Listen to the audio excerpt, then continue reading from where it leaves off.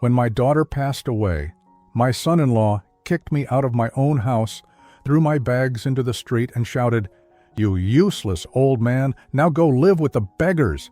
I begged for a chance, but it was no use. The next day, he received an envelope that made him desperately come looking for me. Subscribe to the channel for more stories like this, and comment the city you're watching from. My name is Harold, and I never imagined that losing my daughter would be just the beginning of my nightmare. At 58 years old, I thought I had seen enough of life's cruelties, but nothing prepared me for what my son-in-law Marcus would do to me just hours after we buried my Sarah. The funeral had been small and quiet, exactly how Sarah would have wanted it. She was always the type who preferred intimate gatherings over grand displays. I remember standing by her casket, my hand trembling, as I placed a single white rose on the polished wood. She looked so peaceful, finally free from the cancer that had ravaged her body for 2 long years. Marcus stood beside me, his face a mask I had grown to recognize over the past few months. During Sarah's illness, he had become increasingly distant, cold even.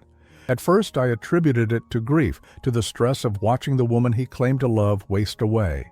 But there were moments when I caught something else in his eyes. Impatience, calculation, something that made my stomach turn. After the service, we returned to what had been my home for the past 3 years.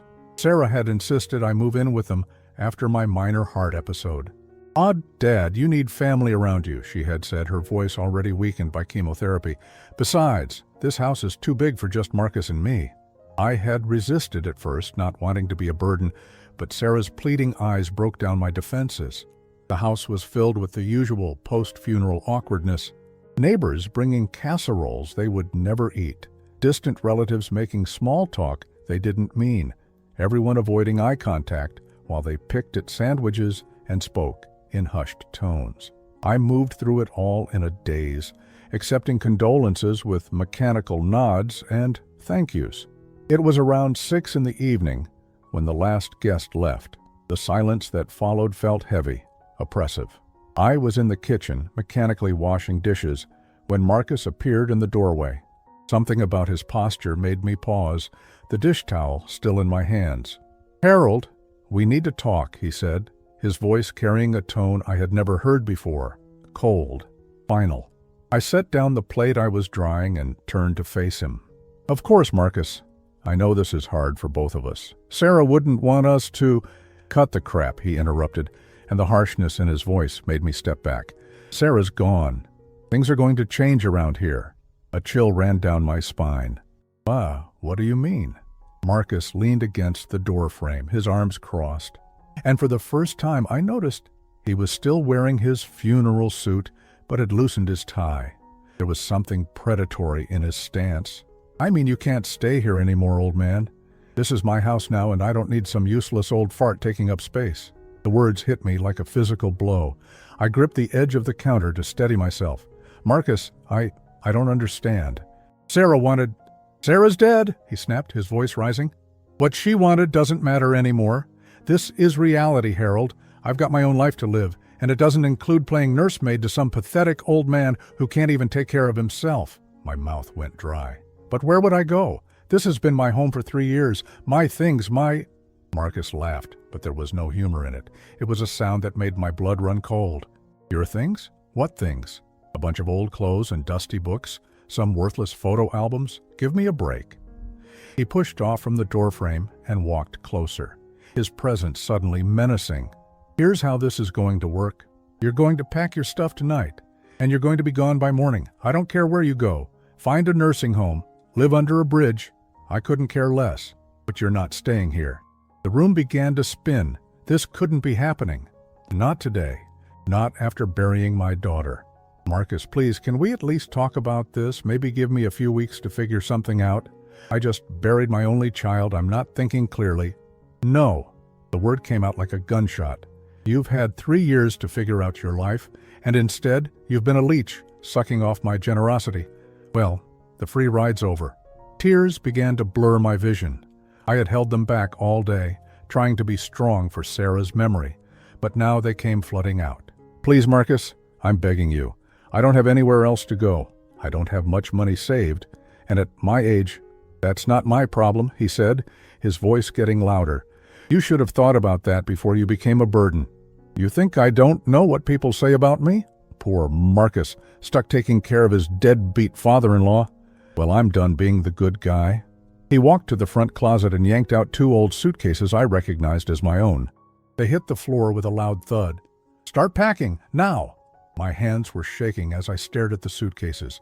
Marcus, please, just give me a few days. I'll call some friends, maybe find a small apartment. You don't get it, do you? His face was red now, veins bulging in his neck. I want you gone. Tonight, this minute, every second you're in my house makes me sick. He walked to the front door and yanked it open, the cool evening air rushing in.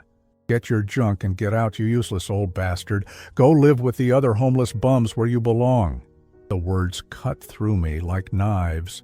I had known Marcus for 5 years, had watched him court my daughter, had walked her down the aisle to marry him. I had babysat him through his graduate school finals, had lent him money when his car broke down, had treated him like the son I never had. And this was how he repaid that kindness. With my legs feeling like lead, I dragged myself upstairs to pack. My hands trembled as I folded clothes and gathered toiletries. Each item felt impossibly heavy. A photo of Sarah and me at her college graduation, her first finger painting from kindergarten that I had somehow managed to keep all these years, the watch she had given me for my 50th birthday. When I came back downstairs with my 2 suitcases, Marcus was waiting by the open door, tapping his foot impatiently. About time, he muttered. Now get out, and don't ever come back. As I stepped onto the porch, dragging my suitcases behind me, I turned one last time. Marcus, Sarah loved you. She would be heartbroken to see. The door slammed in my face so hard it rattled the windows. I stood there in the growing darkness, 2 suitcases at my feet, with nowhere to go and no one to call. The neighbor's porch light came on, and I saw Mrs. Patterson peek through her curtains before quickly pulling them shut. Even she couldn't look at my shame. That night, I slept in my car in a Walmart parking lot, using my coat as a blanket and my suitcase as a pillow. Every time I closed my eyes, I saw Sarah's face and wondered how I would explain to her that the man she loved had thrown her father away like garbage on the day of her funeral. 3 weeks had passed since Marcus threw me out, and I barely recognized the man I had become. My reflection in store windows showed someone hollow-eyed and gaunt, someone who looked every bit the homeless person Marcus had accused me of being. The irony wasn't lost on me. I had managed to find a spot at the Riverside Shelter, a run-down building that reeked of disinfectant and despair. The cots were arranged in rows, like a military barracks, and the thin mattresses offered little comfort against the metal frames. But it was warm, and it was dry, and at 58 years old, I had learned not to be picky about small mercies. My days had settled into a grim routine. Wake up at 5:30 when the lights came on, fold my blanket, and clear out by 7. Spend the day wandering the streets, looking for odd jobs that paid cash. Return to the shelter by 6 to get in line for dinner and hopefully secure a bed for the night. The hardest part wasn't the physical discomfort, or even the constant gnawing of hunger when I couldn't afford a meal. It was the way people looked at me now, or rather, the way they looked through me, as if I had become invisible the moment I lost my address. I had tried calling a few old friends from my working days, but those conversations never went well. Tom Henderson, who I had known for 20 years, actually hung up on me when I mentioned needing a place to stay temporarily. "Sorry, Harold, but we've got our own problems," was all he said before the line went dead. My former colleague, Janet, was more polite, but equally unhelpful. "Oh, Harold, I wish I could help, but you know how it is. We barely have room for ourselves, and with the economy the way it is." Her voice trailed off into the familiar territory of excuses I had heard before. The truth was, people were afraid that whatever had happened to me might be contagious. Homelessness made them uncomfortable, forced them to confront how thin the line was between security and destitution. It was easier to believe I had done something to deserve this fate than to acknowledge that it could happen to anyone. But it was the encounter with my neighbor Carl that broke something inside me. I had spotted him coming out of the hardware store downtown and approached him hopefully, Carl had borrowed my lawnmower countless times over the years, and we had shared many conversations over the fence between our yards. "Carl," I called out, relief flooding through me at seeing a familiar face. He looked up, squinted, then his expression shifted from confusion to recognition to something that looked like embarrassment. "Harold? Jesus, you look—" He stopped himself, but I could fill in the blanks. "I've been having a rough time since Sarah died," I said, trying to keep my voice steady. "Marcus kicked me out, and I'm staying at the shelter for now, but I was wondering if you might know of any work—" "Look, Harold," Carl interrupted, glancing around nervously as if someone might see him talking to me. "I'm sorry about Sarah, I really am. But I can't get involved in whatever's going on between you and Marcus. That's family business." "I'm not asking you to get involved," I said quickly. "I just need work, anything. I'm good with my hands, you know that. Remember when I helped you build that deck?" Carl shifted his weight from foot to foot, clearly wanting to escape. "The thing is, Harold, times are tough for everyone. I can't afford to hire help right now, I'm sorry." He turned to leave, then paused and looked back. "Maybe you should try to work things out with Marcus. Family's family, you know? Whatever you did, I didn't do anything," I said, but he was already walking away. That afternoon, I sat on a bench in Riverside Park, watching families play with their children and wondering how my life had collapsed so completely. An elderly woman sat down beside me, and I noticed she was carefully unwrapping a sandwich. "You look hungry, dear," she said softly, offering me half.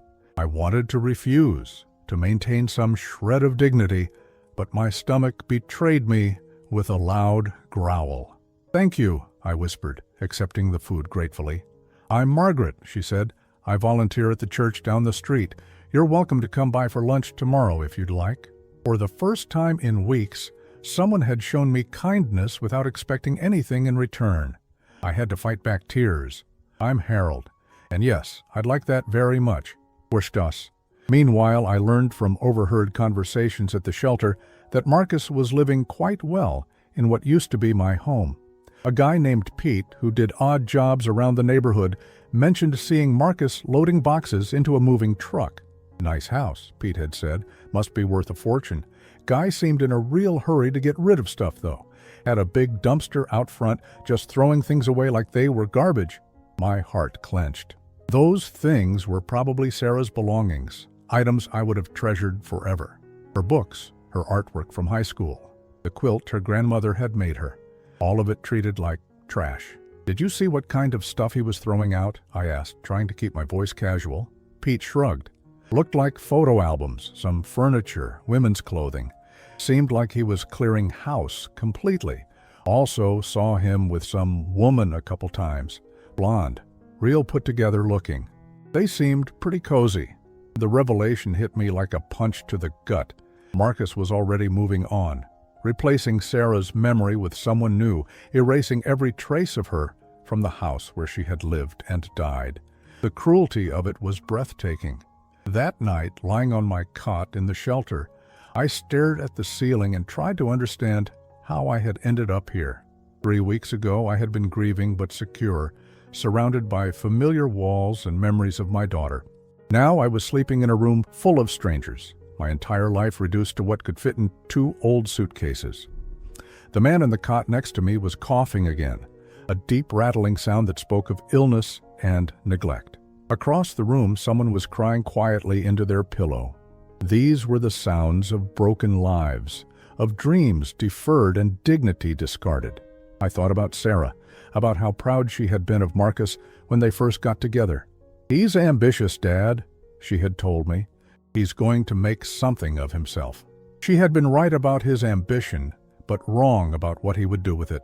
As I finally drifted off to sleep, I wondered if this was how the rest of my life would unfold. An endless cycle of shelters and soup kitchens, of being invisible and forgotten. I wondered if Marcus ever thought about me at all, or if he had already erased me from his memory as completely as he was erasing Sarah's presence from their home. What I didn't know was that the next day would bring an envelope that would change everything, revealing secrets that would turn Marcus's world upside down and show him exactly how much he had underestimated the man he had thrown away. I was sweeping the steps of St. Matthew's Church when Margaret found me that Tuesday morning. It had been exactly 4 weeks since Marcus threw me out, and I had finally found some steady work helping Father Rodriguez with maintenance tasks. The pay was minimal, but it was honest work, and it gave me a sense of purpose that I desperately needed. "Harold?" Margaret called out, her voice carrying an urgency I hadn't heard before. She was hurrying up the church steps, her usual composed demeanor replaced by something resembling excitement. I stopped sweeping and leaned against the broom handle. "Good morning, Margaret. You're here early today." She caught her breath and pulled out a piece of paper from her purse. "I have some information you might find interesting. Remember when you mentioned your son-in-law Marcus? Well, my grandson works at the law firm downtown, Morrison and Associates. He happened to overhear something yesterday that involves someone with that name." My stomach tightened. Anything involving Marcus couldn't be good news for me. "What kind of something?" Margaret glanced around to make sure we were alone, then lowered her voice. "A man named Marcus Whitmore came in requesting emergency legal services. He seemed very agitated, almost panicked. He was asking about inheritance laws and something about proving biological relationships." The name hit me like a physical blow. Marcus Whitmore was Marcus's full name, though he usually went by Marcus White professionally. "Did your grandson hear anything else?" "That's just it," Margaret said, her eyes bright with curiosity. "The man kept mentioning something about a mistake, about how he had acted too hastily. He was asking if there were ways to contest biological parentage posthumously."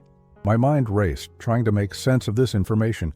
Why would Marcus be asking about biological parentage? Sarah was gone, and she had never had children. Unless... "Margaret, did your grandson mention anything about documents, papers of some kind?" She nodded slowly. "Actually, yes. Apparently, this Marcus fellow had received some kind of official document that had upset him greatly. The lawyers were trying to calm him down, but he kept saying something about how he had made a terrible mistake and needed to fix it immediately." I felt a strange mix of confusion and anticipation building in my chest. What kind of document could have sent Marcus to a lawyer in such a panic? And what did it have to do with biological relationships? "When did this happen?" I asked. "Yesterday afternoon, around 3 o'clock. My grandson said the man looked like he hadn't slept in days." I thanked Margaret and tried to focus on my work, but my mind kept returning to this mysterious development. What could have happened to make Marcus so desperate that he was consulting lawyers about biological parentage? The answer came 2 days later, and it came from Pete, the handyman, who had mentioned seeing Marcus clearing out the house. I was eating lunch at the community center when Pete sat down across from me, his face grave. "Harold, I need to tell you something," he said, glancing around nervously. "It's about your son-in-law." I set down my sandwich, my appetite suddenly gone. "What about him?" Pete leaned forward, his voice barely above a whisper. "I was doing some work for the neighbors next to your old house yesterday. I couldn't help but notice there was a lot of commotion going on. Official-looking cars, people in suits, walking around with clipboards." "What kind of official cars?" "Well, that's the interesting part," Pete said. "One of them was from the county assessor's office. Another was from some law firm. But the one that really caught my attention was from a private investigation company." My heart began to race. "Private investigators?" Pete nodded. "That's not even the strangest part. Around noon, this fancy black sedan pulls up, and out steps this woman in an expensive suit carrying a briefcase. She marches right up to the front door and hands Marcus an envelope. I swear, Harold, I've never seen a man's face change color so fast. He went from normal to white as a sheet in about 2 seconds. Did you see what was in the envelope?"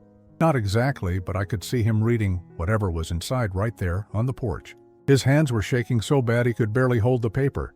Then he started yelling at the woman, something about mistakes and how this couldn't be right. He just stood there calm as could be and said something about how all the documentation had been verified." Pete paused to take a sip of his coffee, clearly enjoying having such dramatic news to share. But here's the really weird part. After the woman left, Marcus went inside for maybe 10 minutes, then came rushing back out with a suitcase. He threw it in his car and drove off like the devil himself was chasing him. He left the house? That's just it. He came back about an hour later with 2 other men. They went inside, and I could hear them talking real loud. though I couldn't make out the words. Then Marcus came back out and started making phone calls. I could hear him from my work site because he was practically shouting into the phone. Pete leaned even closer. "Harold, I managed to catch a few words. He kept saying things like, 'I need to find him,' and 'this changes everything,' and I made a huge mistake." At one point, I clearly heard him say your name. My mouth went dry. My name? Clear as day. He was telling someone on the phone that he needed to locate Harold immediately, that it was urgent. He sounded desperate, Harold, like his whole world was falling apart. I sat back in my chair, my mind spinning. What could possibly have been in that envelope that would make Marcus so desperate to find me? The same man who had called me a useless burden and thrown me out like garbage was now apparently searching for me urgently. "Pete, did you happen to see the name of the law firm or the investigation company?" He scratched his head thoughtfully. The law firm was definitely Morrison and Associates. I recognized their logo. The investigation company, let me think. It was something with heritage in the name. Heritage Research, maybe? Heritage Investigations? That afternoon, I walked to the public library and used their computer to search for Heritage Investigations. Their website was professional and understated, specializing in genealogical research, family history verification, and biological parentage confirmation. The pieces of the puzzle were starting to form a picture, but it was one that didn't make sense yet. Why would Marcus need to verify biological parentage? Sarah was his wife, and she was gone. I was her father. That had never been in question, unless... A thought struck me with such force that I actually gasped aloud, causing other library patrons to look in my direction. What if the investigation wasn't about whether I was Sarah's father? What if it was about whether Sarah was my daughter? But that was impossible. I had been there when Sarah was born. I had raised her from infancy. I had her birth certificate, her school records, everything that proved she was mine. Unless there was something I didn't know, something that had been hidden from me for 28 years.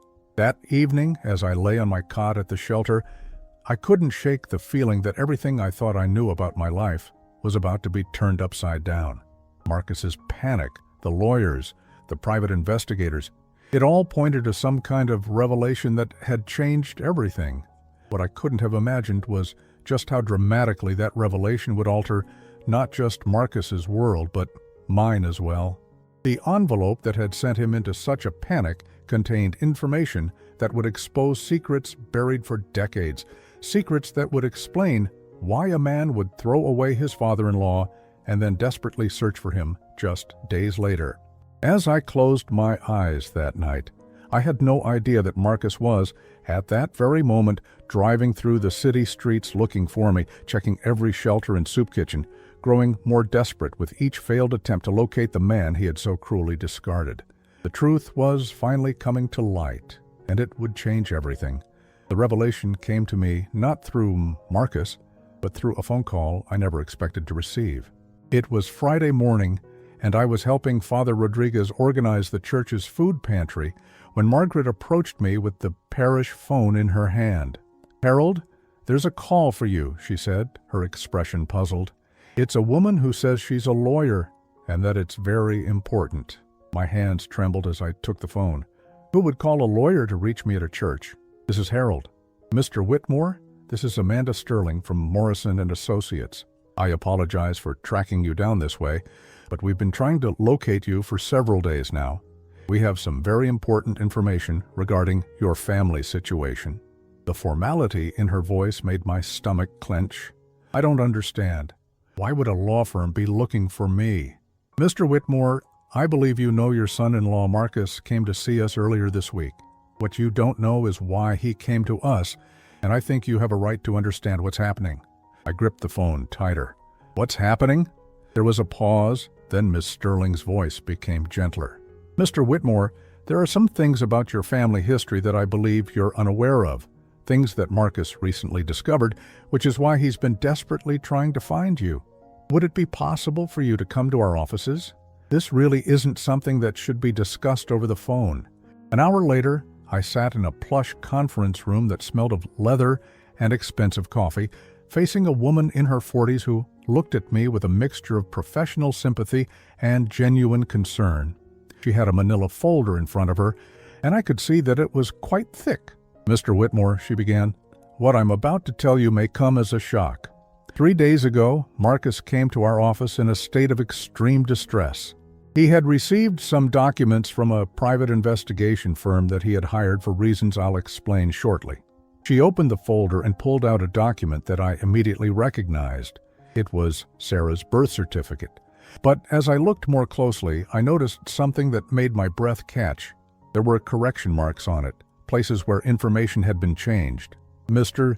Whitmore, are you familiar with the company Whitmore Industrial Holdings?" The name sounded vaguely familiar, but I couldn't place it. "No, I don't think so." Ms. Sterling pulled out another document, this one looking much more official and complex.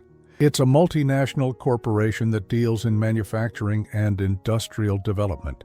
It was founded in 1962 by a man named Harold Whitmore Sr." My heart stopped. "Harold Whitmore Sr.? Yes, your father." The room began to spin. "My father died when I was 2 years old. He was a mechanic. He didn't own any company." Ms. Sterling's expression grew even more sympathetic. "Mr. Whitmore, your father didn't die when you were 2. He lived until 1998, and he spent decades looking for you." The words hit me like physical blows. I gripped the edge of the table to steady myself. "That's impossible. My mother told me—" "Your mother lied to you," Ms. Sterling said gently. "When your parents divorced in 1967, your mother took you and disappeared. She changed your name from Harold Whitmore Jr. to Harold Matthews, and she told you your father was dead to prevent any attempts at contact." I felt like I couldn't breathe. "But Sarah, her last name was Matthews. How does this—" Ms. Sterling pulled out another document, and this time I recognized it immediately. It was my marriage certificate to Ellen, Sarah's mother. But seeing it now in this context made details jump out that I had never noticed before. "Mr. Whitmore, when you married Ellen Matthews in 1974, you legally took her surname because you believed Matthews was your real name. You had no idea you were actually Harold Whitmore Jr., heir to a fortune that was being held in trust for you? The implications were staggering. You're saying I'm rich? Mr. Whitmore, you're not just rich. You're one of the wealthiest men in the state. And you have been since your 21st birthday, when the trust should have been released to you. The problem was, nobody could find you to tell you." He pulled out a thick stack of financial documents. "Whitmore Industrial Holdings has been run by a board of trustees for decades, waiting for the rightful heir to claim his inheritance. When your father died in 1998, he left instructions that the search for you should continue indefinitely." My mind was reeling. "But how does Marcus fit into this? How did he find out?" Ms. Sterling's expression darkened slightly. "That's where the story becomes more complicated. Marcus had accumulated significant gambling debts. We're talking about hundreds of thousands of dollars. He was facing some very serious consequences from some very dangerous people." She pulled out bank statements and loan documents. "In desperation, he hired heritage investigations to research your family background, hoping to find some hidden assets he could access through Sarah. What he found instead was the truth about who you really are. The pieces were finally falling into place. The envelope that Pete saw was the complete report from Heritage Investigations confirming your identity as Harold Whitmore Jr. and detailing the extent of your inheritance. Marcus realized that the man he had thrown out onto the streets was actually worth more money than he could spend in several lifetimes." I stared at the documents in front of me, trying to process what this meant. "So, Sarah?" Sarah was the daughter of one of the wealthiest men in the country, and she never knew it. And Marcus, who was desperately in debt and facing serious trouble, had just thrown away his only connection to the fortune that could have saved him. "Ms. Sterling leaned forward. "Mr. Whitmore, there's something else you need to know. Your father's will contains a very specific clause. If any member of your family, including spouses of your children, is found to have mistreated or harmed you in any way, they are permanently barred from any access to the estate." The irony was breathtaking. Marcus had thrown me out thinking I was a worthless burden, not knowing that I was actually worth more than he could have imagined. And in doing so, he had guaranteed that he would never see a penny of that wealth. "What happens now?" I asked, my voice barely above a whisper. Ms. Sterling smiled for the first time since I had arrived. "Now, Mr. Whitmore, you reclaim your birthright. The Board of Trustees has been waiting 38 years to turn control of the company over to you. You're about to become a very powerful man." She paused, then added, "And Marcus is about to learn that the homeless man he kicked to the curb was actually the one person who could have saved him from the mess he's created for himself." As I sat there surrounded by documents that proved I was someone completely different from who I thought I was, I couldn't help but think about the cruel irony of it all. Marcus had been so focused on getting rid of what he saw as dead weight that he had thrown away his own salvation. But more than that, I thought about Sarah, about how proud she would have been to know that her father wasn't just some ordinary man, but someone who could make a real difference in the world. The tragedy was that she had died never knowing the truth about her own heritage.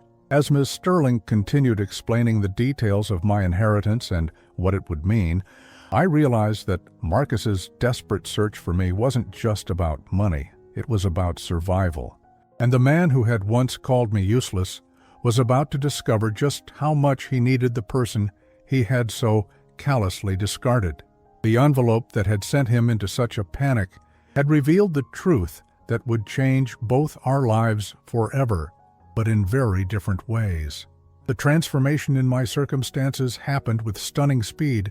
Within 48 hours of that meeting with Amanda Sterling, I went from sleeping on a cot at the Riverside Shelter to occupying a suite at the Grand Metropolitan Hotel, while my new legal team worked to establish my identity and transfer control of Whitmore Industrial Holdings.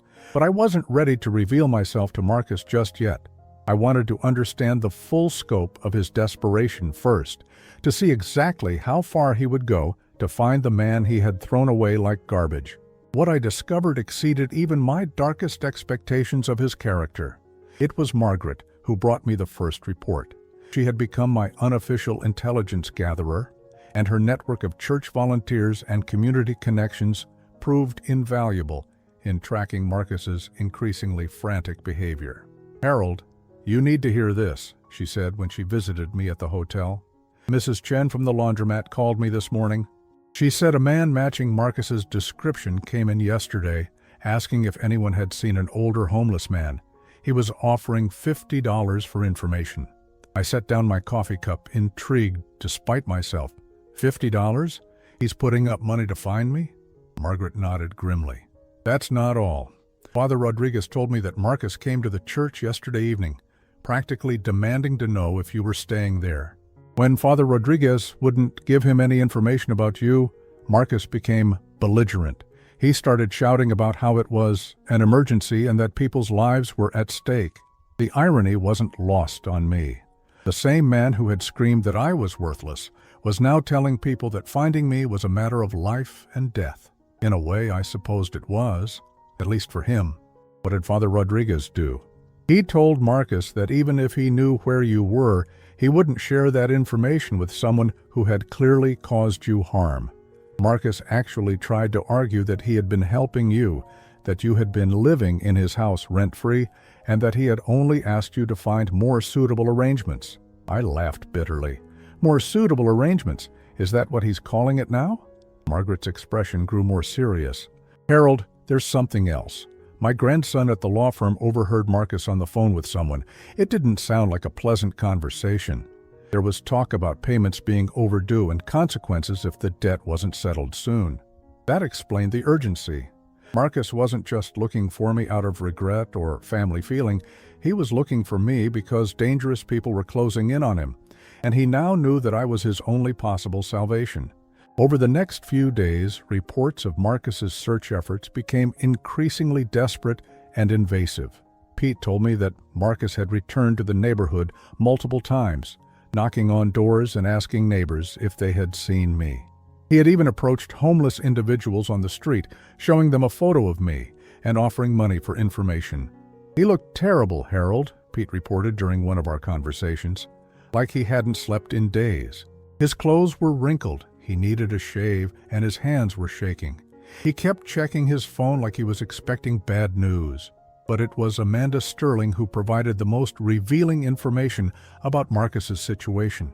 Her law firm had been contacted by Marcus no fewer than 6 times in the past week, each call more desperate than the last. "He's offering to pay us a substantial fee just to help him locate you," she told me during one of our meetings.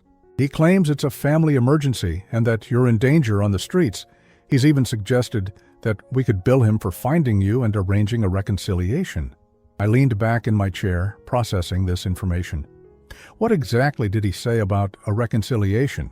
Amanda consulted her notes.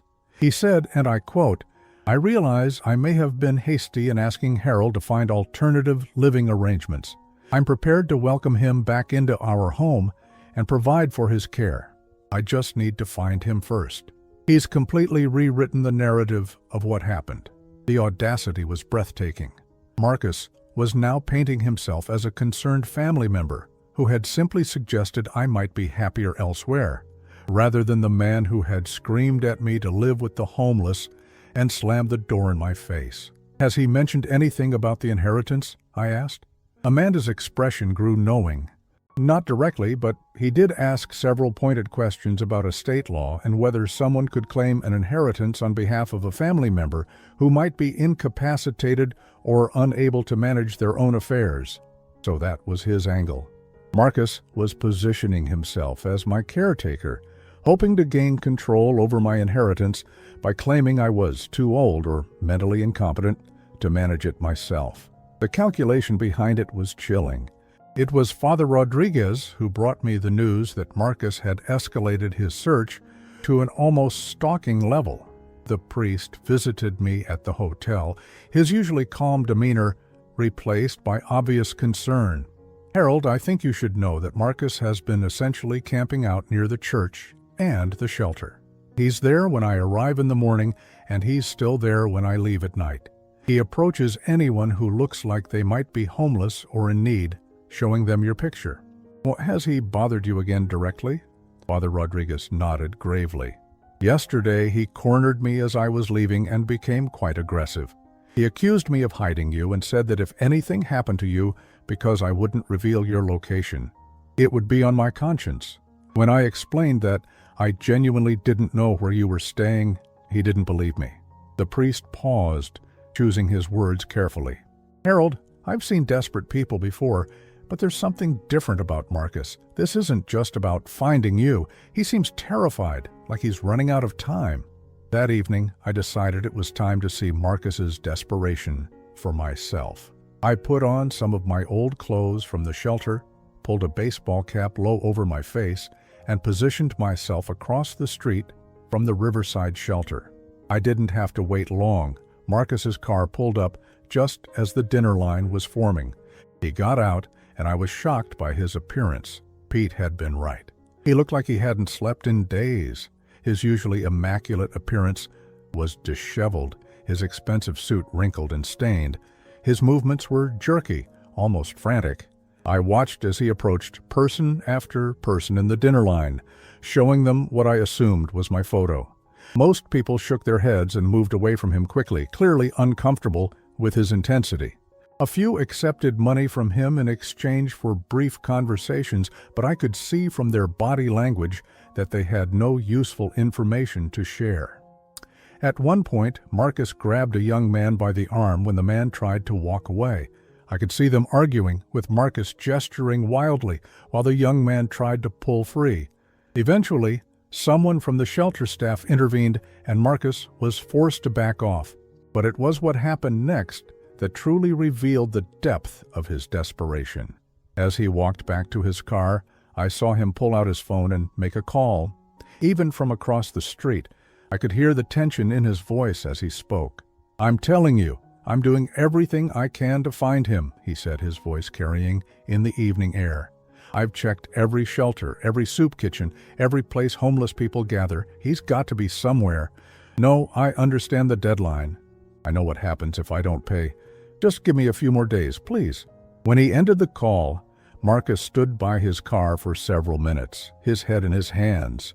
For a moment I almost felt sorry for him. Almost. But then I remembered the sound of the door slamming in my face. I remembered sleeping in my car in a Walmart parking lot on the night of my daughter's funeral. I remembered the way he had called me a useless burden and told me to go live with the other homeless bums. Marcus had made his choices when he thought I was powerless and worthless. Now that he knew the truth about who I really was, he was desperate to undo those choices. But some actions have consequences that can't be reversed with apologies or money. As I watched him drive away that night, still searching for the man he had discarded, I realized that Marcus was about to learn a very hard lesson about the difference between having power and being at someone else's mercy. Tomorrow, I would let him find me, but it would be on my terms, and he would discover that the homeless man he had been desperately seeking had become someone with the power to either save him or destroy him completely. I chose to reveal myself on a Tuesday morning exactly 6 weeks after Marcus had thrown me out. The location was deliberate, the steps of Morrison & Associates, where Marcus would be arriving for what he believed was a routine consultation about locating me. What he didn't know was that I would be waiting for him. I arrived early, dressed in a tailored charcoal suit that my new assistant had procured for me. The transformation was remarkable. I looked nothing like the broken man who had slept in shelters just days before. I positioned myself on a bench across from the law firm, close enough to observe, but far enough to control the timing of our encounter. Marcus's car pulled up at exactly 9:45, 15 minutes early for his 10 o'clock appointment. Even from a distance, I could see that his condition had deteriorated further. His movements were erratic, and he kept checking his phone with the nervous energy of a man running out of time. He stood on the sidewalk for several minutes, gathering himself before entering the building. I watched him take deep breaths, straighten his rumpled tie, and run his hands through his unkempt hair.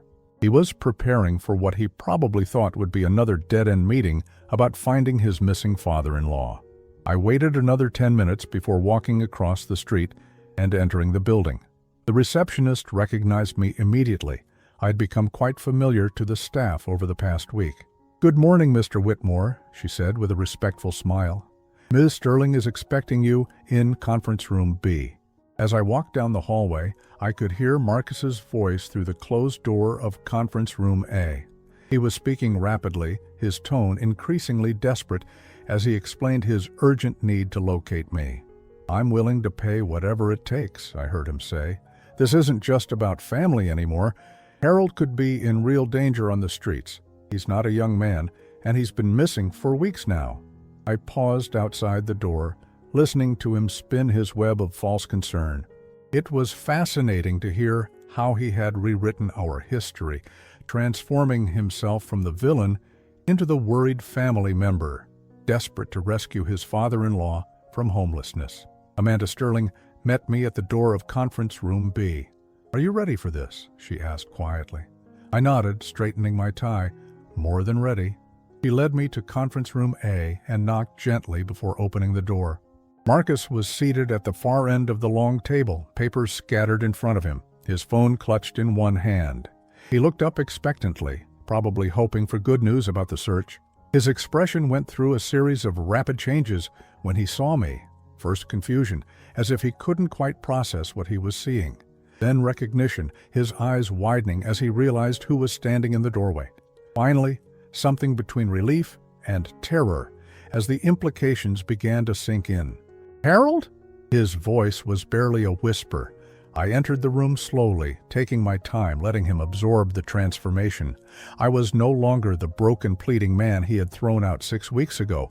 I was someone else entirely, someone with power, someone with options, someone who could afford a $1,500 suit and the best legal representation money could buy. "Hello, Marcus," I said calmly, taking a seat at the opposite end of the table.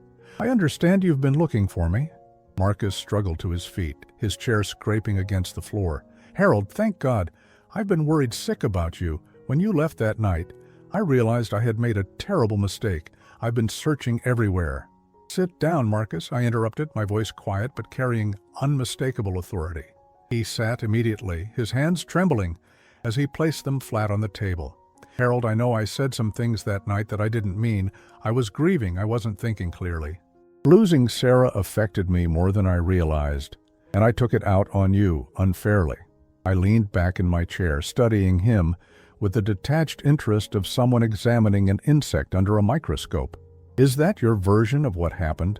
That you said some things you didn't mean? Marcus swallowed hard, beads of sweat forming on his forehead despite the air conditioning.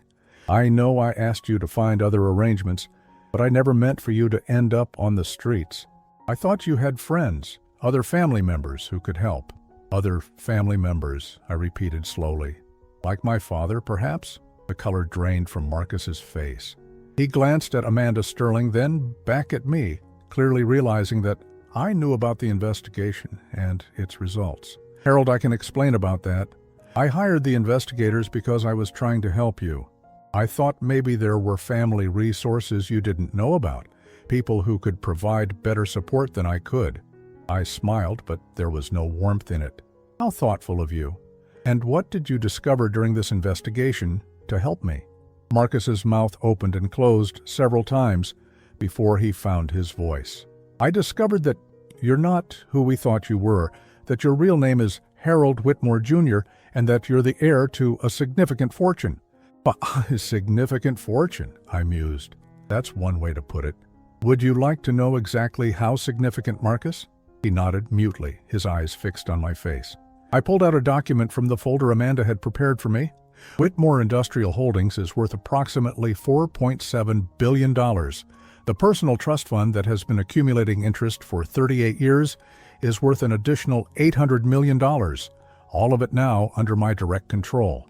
Marcus made a sound that was somewhere between a gasp and a sob. The magnitude of what he had thrown away was clearly overwhelming him. But here's the interesting part, Marcus, I continued, my voice remaining perfectly calm. My father's will contains a very specific clause about family members who mistreat the heir. Would you like to know what that clause says? Marcus shook his head frantically. Harold, please let me explain. I was desperate. I have debts. Serious debts to dangerous people. I was facing consequences that could have destroyed my life, maybe even ended it. When I threw you out, I didn't know who you really were. Ah, there it is, I said, leaning forward slightly. The truth finally comes out.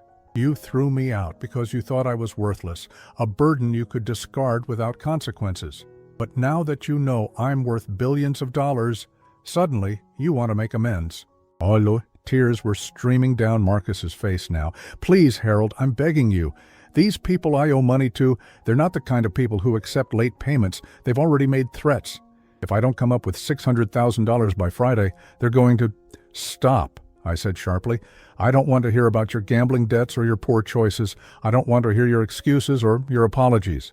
I stood up, straightening my jacket. Do you remember what you said to me the night you threw me out? You told me to go live with the other homeless bums where I belonged. You called me a useless old bastard and slammed the door in my face on the day I buried my daughter. Marcus was sobbing openly now. I'm sorry. I'm so sorry. I'll do anything to make this right. I'll take care of you for the rest of your life. I'll make sure you have everything you need. Please, just help me this one time. I walked slowly around the table until I was standing behind his chair. Marcus, I want you to listen very carefully to what I'm about to tell you. He wiped his eyes and looked up at me hopefully. You showed me exactly who you are when you thought I had no power, no money, no way to fight back. You revealed your true character when you believed there would be no consequences for your cruelty. And now you want me to save you because you've discovered I have something you need. I placed my hand on the back of his chair and leaned down so my mouth was close to his ear. The answer is no. Marcus twisted around to look at me, panic replacing hope in his eyes. What? I said no, Marcus. I will not give you money. I will not pay your debts. I will not save you from the consequences of your own choices. He jumped up from his chair, desperation making him bold. You can't just let them kill me. I'm family. I was married to your daughter. You were married to my daughter, I agreed calmly. But you forfeited any claim to family consideration the moment you threw me out like garbage. Family is supposed to protect each other, support each other, show loyalty and love. You showed me none of those things? Marcus grabbed my arm, his grip desperate. Please, Harold, I'll do anything. I'll sign over the house. I'll give you everything I own. Just help me this once. I looked down at his hand on my arm, then back at his face. Remove your hand, Marcus. He let go immediately, stepping back. You don't seem to understand, I said, my voice completely calm. I don't need your house. I don't need anything you own. I am worth more money than you could spend in 10 lifetimes. The only thing you have that I might have wanted was respect and kindness for an old man who had just lost his daughter. And you made it very clear that those were things you weren't willing to give. I walked toward the door, then paused and turned back. Oh, and Marcus? That clause in my father's will that I mentioned? It states that anyone who mistreats a member of the Whitmore family is permanently barred from any financial assistance from the estate. Even if I wanted to help you, which I don't, I legally cannot. Marcus collapsed back into his chair, the weight of his situation finally crushing him completely. What am I going to do? I straightened my tie and smiled. I have no idea, Marcus, but I'm sure you'll figure something out. After all, you're the one who told me that family has to stick together. Perhaps you should try calling some of yours. As I walked out of that conference room, leaving Marcus broken and defeated behind me, I felt something I hadn't experienced in months. Peace. Not the satisfaction of revenge, but the quiet contentment of justice finally served. 6 months later, I was living in a beautiful home overlooking the ocean, far from the city and the toxic memories it held. I had taken control of Whitmore Industrial Holdings and was using the company's resources to fund homeless shelters and support services. In Sarah's memory. I never saw Marcus again, though I heard through Amanda that he had been forced to declare bankruptcy and had lost everything. I felt no satisfaction in his downfall, only a profound sense of liberation from the toxic relationship that had defined the worst period of my life. Sometimes in the evening, I would sit on my deck watching the sunset and think about Sarah. I wished she could have known the truth about our family, could have seen the good that came from reclaiming my heritage. But mostly I was grateful that I had finally learned the difference between being alone and being free. The man who had thrown me away thinking I was worthless had taught me the most valuable lesson of all. That true power isn't about money or influence. It's about knowing your own worth and refusing to let anyone diminish it. I was finally home,